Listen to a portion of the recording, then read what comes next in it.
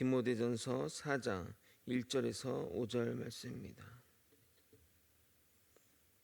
저와 번갈아 교독하고 마지막 절 함께 읽겠습니다. 그러나 성령이 밝히 말씀하시기를 후일에 어떤 사람들이 믿음에서 떠나 미혹하는 영과 귀신의 가르침을 따르리라 하셨으니 자기 양심이 화인을 맞아서 외식함으로 거짓말하는 자들이라. 혼인을 금하고 어떤 음식물은 먹지 말라고 할 터이나 음식물은 하나님이 지으신 바니 믿는 자들과 진리를 아는 자들이 감사함으로 받을 것이니라. 하나님께서 지으신 모든 것이 선함에 감사함으로 받으면 버릴 것이 없나니. 함께 읽겠습니다. 하나님의 말씀과 기도로 거룩하여 짐이라. 아멘. 우리는 어제 설교를 통해 교회가 무엇인지, 복음이 무엇인지 배웠습니다.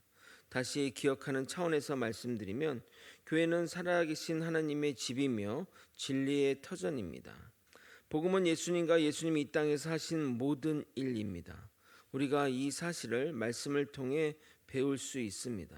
그러므로 이런 예배를 잘 참석하는 것이 여러분이 교회된 의무와 복음의 진리를 깨달은 자의 바른 행동이라 하겠습니다. 사도 바울은 디모데전서 후반부에 목회 직무에 필요한 교훈을 다루면서 그 일을 다루는 그 목회자가 어떤 자세로 임해야 하는지 관해 교훈하고 있습니다. 일과 그 일을 대하는 목회자를 다루기에 목회자들에게 매우 교훈적인 서신이라 하겠습니다. 과거에 이 서신을 여러 번 읽었지만 설교를 위해 읽고 강의하는 것은 또 다른 느낌으로 전해져 옵니다. 마음에 새기면서 말씀을 전하고 있습니다. 오늘은 사도 바울의 경고의 메시지입니다. 앞으로 있을 배교자의 위험과 그들의 거짓된 가르침에 대한 교훈입니다. 우리 시대에도 여전히 적용 가능한 이야기들이니 주의 깊게 들어주시기 부탁드립니다. 말씀 가운데 깨달음이 있기를 예수님의 이름으로 소망합니다. 사도 바울은 성령이 주시는 생각을 따라 이렇게 이야기를 시작합니다. 1절입니다. 그러나 성령이 밝히 말씀하시기를 후일에 어떤 사람들이 믿음에서 떠나 미혹하는 영과 귀신의 가르침을 따르리라 하셨으니, 사도 바울은 성령의 말씀을 따라 후일에 믿음에서 벗어나 미혹하는 영과 귀신의 가르침을 따를 사람이 나올 것을 예언합니다. 우리가 이를 배교자 또는 이단이라 칭해야 할 것입니다. 우리가 여기서 중요한 가르침을 깨달을 수 있는데, 이단은 기존의 성도 가운데서 나오는 것입니다. 불신자에게서 이단이 나오는 것이 아닌 믿음을 배웠던 자들, 잠시 성령 안에 거했던 자들이 귀신의 가르침을 따른다는 사실을 잊어서는 안 됩니다. 우리가 아는 사단도 원래는 하나님을 섬기던 천사였던 것 같이 우리가 제대로 된 신앙과 믿음을 가지지 못하면 언제든 귀신의 자녀가 되어 미혹하는 일에 나설 수 있음을 잊지 마시길 바랍니다. 이러한 자들의 마음의 상태입니다. 2절입니다. 자기의 양심이 화인을 맞아서 외식함으로 거짓말하는 자들이라. 화인을 맞아서에 번역된 헬라어 케카오스 테리아스 메노는 시뻘건 불에 단 인두로 낙인을 찍는 것을 말합니다. 즉 귀신의 가르침을 따른 자들은 그의 양심에 사단의 낙인이 찍혀 시간이 지나면 그 낙인 찍힌 자리가 딱딱하게 굳어 무감각하게 된다는 것입니다. 그래서 그들은 사단의 소유가 되어 도덕적 불감증 같은 상태에 빠져버리게 됩니다. 그래서 거짓으로 속여도 전혀 죄책감이나 문제가 없습니다. 우리가 잘 아는 신천지나 이단들은 자신들의 정체를 숨깁니다. 심지어 거짓으로 교회에 침투하여 사람들을 미혹시킵니다. 수시로 거짓말을 해도 그들에게는 죄책감이나 불편함이 전혀 없습니다. 왜냐하면 그들의 마음 상태가 이렇게 되었기 때문입니다. 그래서 제가 계속 강조하고 항상 강조하는 것이 바로 이것입니다. 사단과 정통, 이단과 정통의 차이는 정직이라고 말입니다. 우리는 복음 전파에 당당해야 합니다. 거짓이 있어서는 절대 안 됩니다. 여러분 가운데 누군가 거짓말을 능수능란하게 하고 작은 일에도 자꾸 거짓말을 한다면 반드시 조심해야 합니다. 거짓은 사단의 무기입니다. 거짓을 모략이나 또는 그를 진리로 이끌기 위한 하나님의 지혜이니 이런 말들에 절대 속아서는 안 됩니다. 하나님은 거짓으로 미혹시켜 복음을 전파할 정도로 아쉽거나 또는 부족한 분이 아니십니다. 그런데 왜 사람들은 이단들의 가르침에 미혹되는 것일까요? 이단처럼 행동하거나 말하지 않기 때문입니다. 그들은 매우 율법적이고 철저하게 성경적이려고 노력합니다. 그래서 그들은 매우 율법을 강조합니다. 교주가 성적인 범죄를 저질러도 거기에 빠진 사람들이 믿지 않는 이유는 교주가 성적인 죄악에 대해 매우 엄격하게 말해왔기 때문입니다. 왜 이단들은 하나같이 그러한 것들을 강조하는지를 아십니까? 그것이 본능이고 인간들이 쉽게 짓는 죄이기 때문입니다. 그럼 본능의 죄는 그냥 죄 짓고 싶지 않아도 저절로 지어지는 죄들이기 때문입니다. 그것을 대해 강조를 하면 할수록 죄책감은 커지고 점점 천국과는 멀어지는 죄인이 되기 때문입니다. 이단들은 사람들에게 죄책감을 심어줍니다. 이렇게 살아서는 천국에 갈 수 없다고, 이런 상태로는 구원받을 자격이 없음을 계속해서 강조합니다. 그런 상태가 되면 흔히 쇠뇌하기 좋은 상태가 되는 겁니다. 요즘 말로는 가스라이팅이라고 하는데 그런 상태가 되는 겁니다. 그들에게 그곳이 이단이라 말해도 믿지 않습니다. 이곳이 얼마나 성경적인데, 얼마나 말씀되고 살려고 노력하는데 이단일 리 없다고, 너희들이 타락했기 때문에 그렇게 공격하는 것이라고 믿게 만들어 버립니다. 그런 지경까지 가면 정말 답이 없습니다. 사도 바울이 말하는 이단도 동일합니다. 3절 전반부만 먼저 읽도록 하겠습니다. 혼인을 금하고 없던 음식물은 먹지 말라고 할 터이나. 그들의 주장이 혼인을 금하고 어떤 음식을 먹지 말라고 하는데, 이 둘은 대표적인 인간의 본능인 성욕과 식욕에 대한 통제입니다. 이러한 본능을 억제하는 것은 인간이라면 감당할 수 없는 것입니다. 어느 누가 성욕과 식욕에서 자유로울 수 있습니까? 아니, 목사님, 성경에도 성적인 것과 음식에 대한 규례가 있는데 그런 것을 해서는 안 되지 않습니까? 아닙니다. 성경이 하지 말라고 말하는 것은 불법적인 것을 말하는 거지 합법적인 관계에서의 성욕을 문제 삼지 않습니다. 식욕도 과하지만 않으면 먹고 싶은 건 먹는 거는 전혀 문제가 되지 않습니다. 그런데 이러한 것을 통제하면 계속 그것에 매몰될 수밖에 없습니다. 그래서 제가 여러분, 음란한 생각 하시죠? 여러분 먹고 싶은 거 자꾸 생각하지 않습니까? 라고 물으면 여러분 가운데 아니라고 할 사람은 누가 있겠냐 이 말입니다. 우리 모두는 죄인입니다. 그러면 다 고개 숙이게 되는 겁니다. 이러한 것들에 우리가 주의를 기울여야 합니다. 당시 기독교를 공격했던 이단의 사조는 크게 두 가지인데, 첫 번째가 유대 율법주의자들입니다. 그들은 음식에 대한 규례를 매우 강조했습니다. 두 번째가 영지주의인데, 그들은 철저한 금욕주의를 주장해서 육체를 통제함으로 영혼의 성결을 이룰 수 있다고 생각했습니다. 그래서 그들은 육체적인 어떤 정욕을 금하고 또 음식이나 이런 것들을 또 금하게 가르쳤던 것입니다.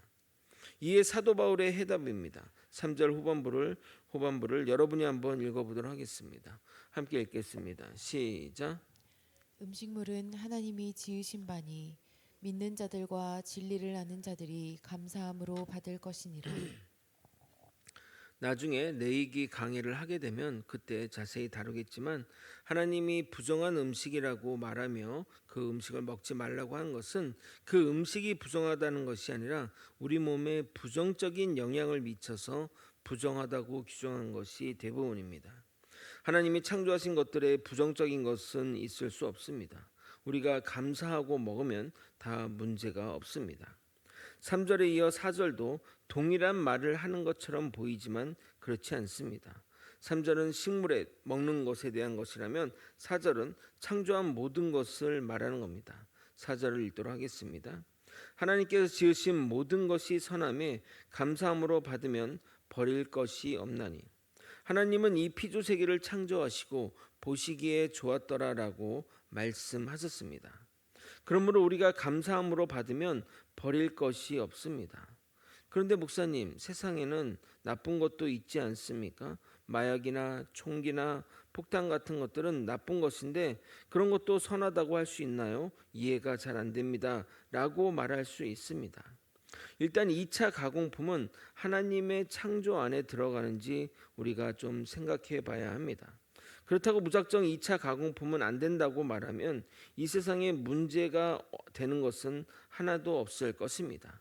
그러므로 우리는 그 의도를 생각해서 판단해야 할 것입니다. 하나님이 만드신 것은 다 선하지만 인간이 나쁜 목적으로 활용하면 그것은 선한 도구가 될 수 없습니다.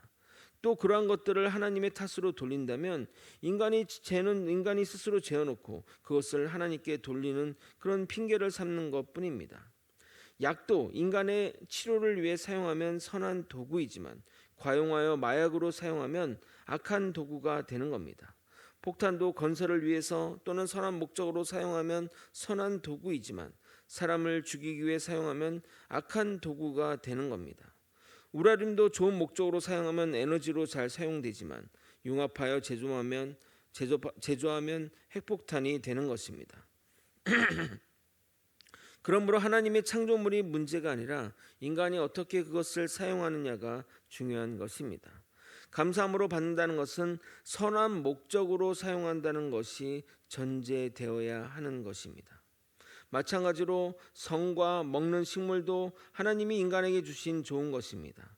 하나님이 지으신 만물 가운데 그 어떤 것도 인간의 판단에 의해 악한 것으로 치부되어서는 안 됩니다. 그러므로 극단적인 금욕주의나 율법주의는 하나님의 창조 원리를 위반하는 것입니다. 우리가 말씀과 기도로 잘 분별하여 어떻게 사용하는 것이 주의 선하신 뜻에 부합되는지 판단하여야 할 것입니다. 그것이 5절의 말씀입니다. 5절을 읽도록 하겠습니다. 하나님의 말씀과 기도로 거룩하여 짐이라. 물론 5절에 대해 다양하게 해석하는 학자들이 있습니다. 첫 번째는 말씀과 기도로 그것을 거룩하게 한다고 해석합니다. 그러면 나쁜 용도로 사용해도 말씀을 선포하고 기도하고 사용하면 괜찮다는 식으로 적용할 수 있게 문제가 따릅니다. 또는 이렇게 해석하기도 합니다. 하나님이 말씀을 통해 모든 만물이 선하다고 선포하셨으므로 우리가 그것을 감사함으로 받으면 거룩하여지는 것이라고 말입니다.